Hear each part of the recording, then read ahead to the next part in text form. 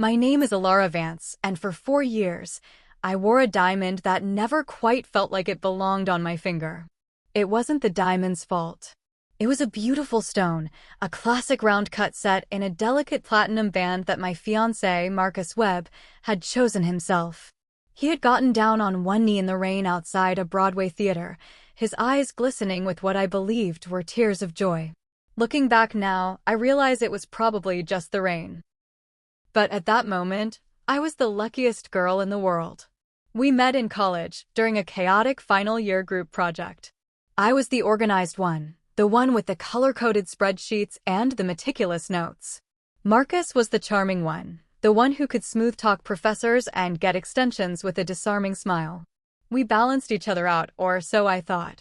He was studying marketing, and I was on a fast track to a senior analyst position at a prestigious financial firm in Manhattan.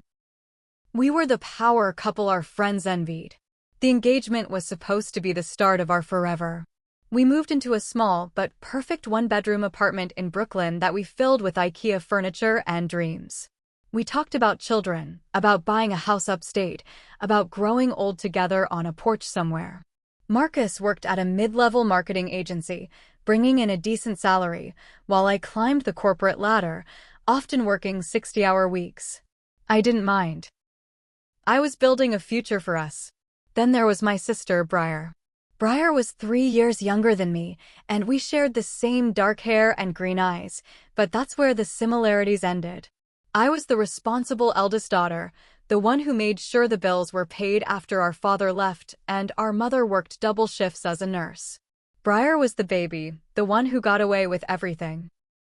She floated through life on a cloud of other people's money, first our mother's, then a string of boyfriends, and now mine. When Briar announced she was engaged to a man named Damian Cole, a personal trainer with more muscles than brain cells and a suspiciously expensive watch, I was happy for her. Genuinely happy. I wanted her to have stability, the kind I was desperately trying to build for myself. But when she started planning the wedding, the calls began. Not calls of excitement, but calls of panic. "Alara, you won't believe how much a decent florist costs in the Hamptons," she wailed one Sunday afternoon. I was in the middle of preparing a quarterly report, my laptop balanced on my knees. "It's extortion." "Then don't get married in the Hamptons," I suggested reasonably, my eyes still on the spreadsheet. "There are beautiful places in Brooklyn or even upstate." "Oh please," she scoffed, her voice dripping with disdain. "I'm not getting married in some dusty barn. Damian's family has connections. It has to be perfect." Perfect, of course, meant expensive. The venue deposit cleaned out the small savings our mother had managed to put aside. The catering bill was paid for by Damian's parents, though I suspected it was money borrowed from somewhere. But the final blow came when the wedding planner, a terrifyingly chic woman named Elaine, presented the final invoice. The dress, the photographer, the live band, the vintage champagne.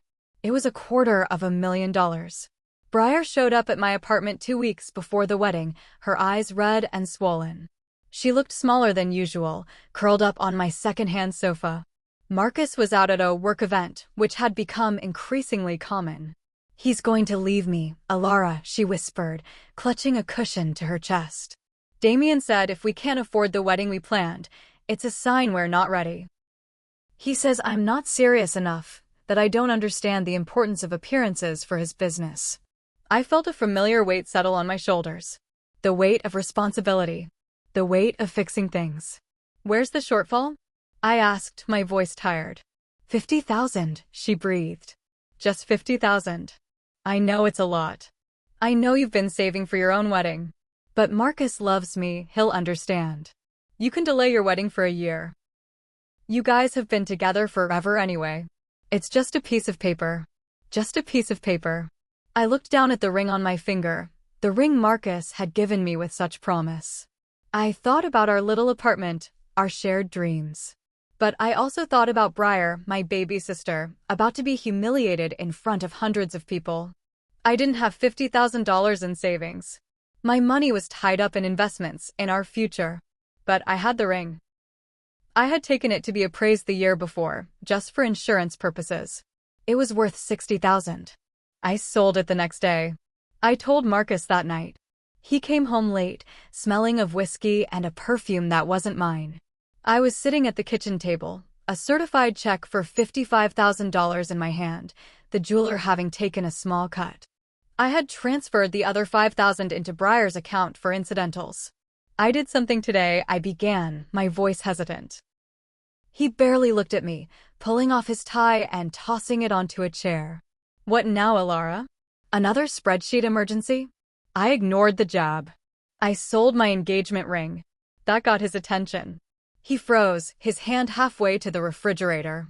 He turned slowly, his expression unreadable. You did what? Briar needs the money for her wedding. It's an emergency.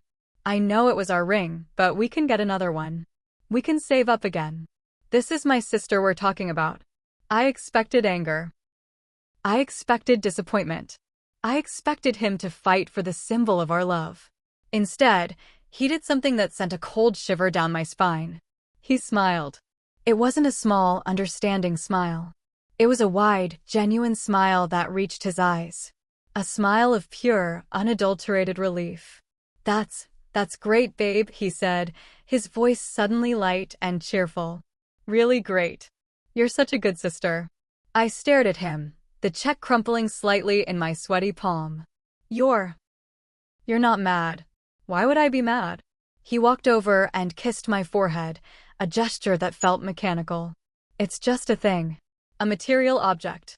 You helped your family. That's what matters. He glanced at the clock. I'm beat. Big day tomorrow. Coming to bed. I sat there for another hour after he went to the bedroom, the silence of the apartment pressing in on me. Something was wrong. Deeply, fundamentally wrong. The Marcus I knew, the man who had spent 3 months' salary on that ring, would have been furious. He would have felt betrayed. But this Marcus, the one who smiled, looked like a man who had just been released from a heavy burden. I didn't sleep that night. I lay next to him, listening to his deep, peaceful breathing, and my mind raced. The late nights at work. The mysterious perfume. The way his phone was always face down. I had dismissed it all as paranoia, as the stress of wedding planning.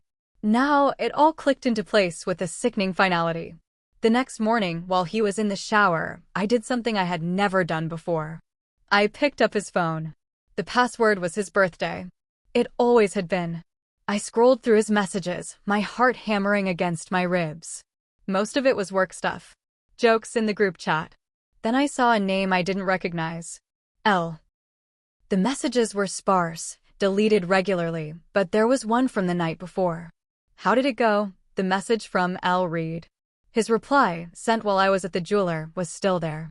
Even better than planned. She took the bait. The ring is gone. We're free. I felt the world tilt. The phone slipped from my numb fingers and clattered to the hardwood floor. He wasn't relieved I'd helped my sister. He was relieved the ring was gone. He was planning to leave me.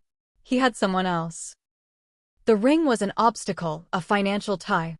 By selling it, I had done him the biggest favor of his life. I had just handed over the last physical proof of our commitment, and he was celebrating. I said nothing. Not then. I put his phone back, got dressed, and went to work. But I wasn't working. I was thinking. I was planning. I called Elaine, the wedding planner, from my office.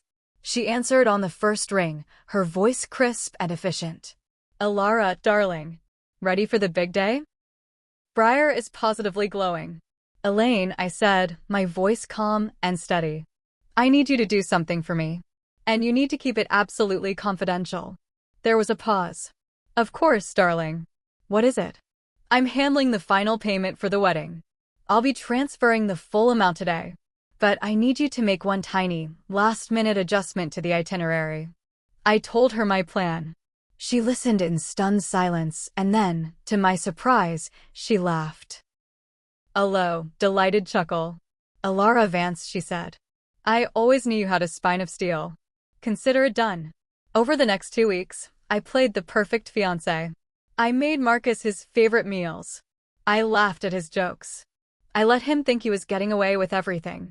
I watched him grow more confident, more careless. He started coming home later, sometimes not at all, with flimsy excuses about work trips that I knew were lies. I just smiled and nodded, a cold fire burning in my chest. The day of Briar's wedding arrived. It was a glorious, sun-drenched afternoon in the Hamptons. The venue was a sprawling oceanfront estate with manicured lawns and a glass-walled pavilion. Hundreds of guests milled about, sipping champagne, the cream of Damien's connected society and our scattered, awestruck family. Marcus was a groomsman. He looked handsome in his tailored gray suit, standing next to Damien at the altar. I was the matron of honor, standing on the opposite side in a deep emerald gown that matched my eyes. As the string quartet played and the guests took their seats, I caught Marcus's eye.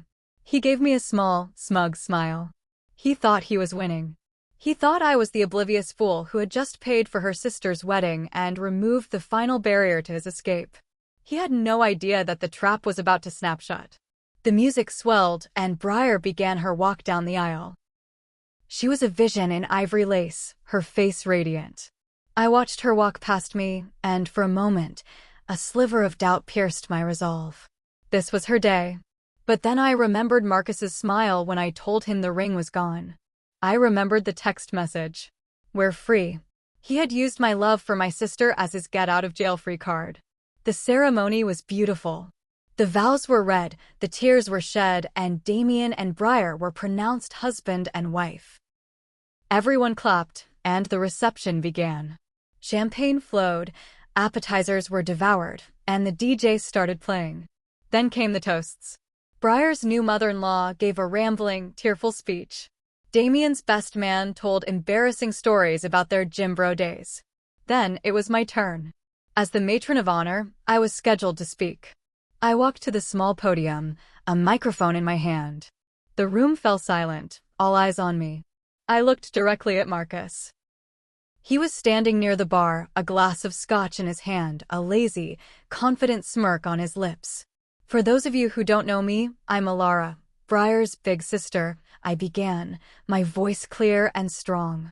"And I have a confession to make. This wedding almost didn't happen." A murmur rippled through the crowd. "You see, my little sister came to me a few weeks ago, in tears, because they were $50,000 short of the final bill." I paused, letting the number sink in. And I knew I had to help. So I did something drastic. I saw Marcus's smirk falter, just slightly. I sold the one thing I owned that was of any real value. I sold my engagement ring. A collective went through the crowd, people touched by the sisterly sacrifice. Briar's eyes welled up with tears of gratitude. But I wasn't finished. It was a beautiful ring. A round-cut diamond, platinum band. Given to me by the man I thought I was going to marry. I let my gaze rest on Marcus again. His name is Marcus Webb. He's standing right over there, looking very handsome in his gray suit. Marcus raised his glass slightly, playing the part of the proud fiancé. The guests clapped for him. He soaked it up.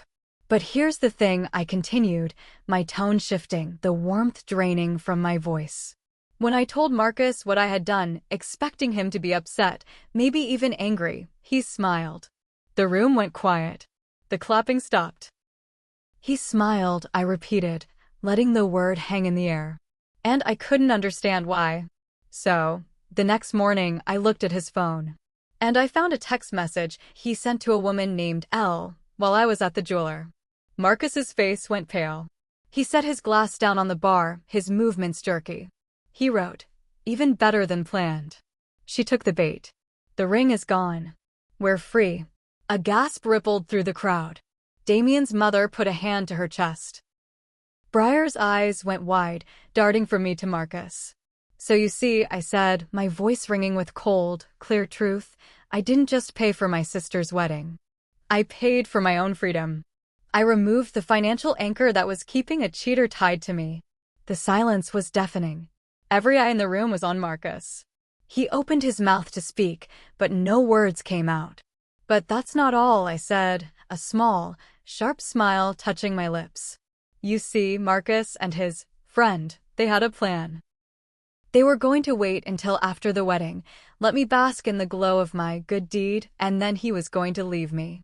Destroy me. Make me feel like a fool for trusting him. He thought he was so clever.